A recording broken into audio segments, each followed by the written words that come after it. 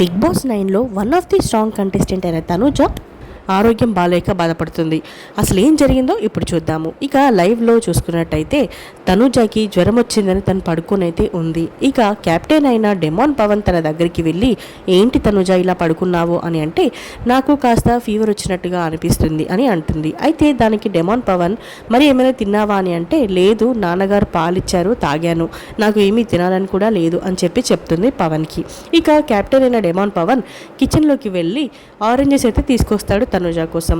ఇక తనుజకి ఆరోగ్యం బాగాలేకపోవడానికి కారణం నిన్న వర్షంలో తడవడం అంటూ, నాకు అసలు వర్షంలో తడిస్తే పడదు అంటూ డెమాన్ పవన్కి అయితే చెప్తుంది. ఇక కెప్టెన్ అయిన డెమాన్ పవన్, బిగ్ బాస్ చూసారా తనుజకి జ్వరం వచ్చింది అంటూ చెప్తాడు. ఒకవేళ తనుజకి జ్వరం అలాగే కంటిన్యూ అవుతే బిగ్ బాస్ టీం వాళ్ళు మెడికల్ రూమ్ కి పిలిచి ట్రీట్మెంట్ చేస్తారన్న సంగతి మనందరికీ తెలిసిందే కదా. మరి వీడియో నచ్చితే లైక్ చేయండి, అలాగే మరిన్ని అప్డేట్స్ కోసం తప్పకుండా సబ్స్క్రైబ్ చేసుకోండి.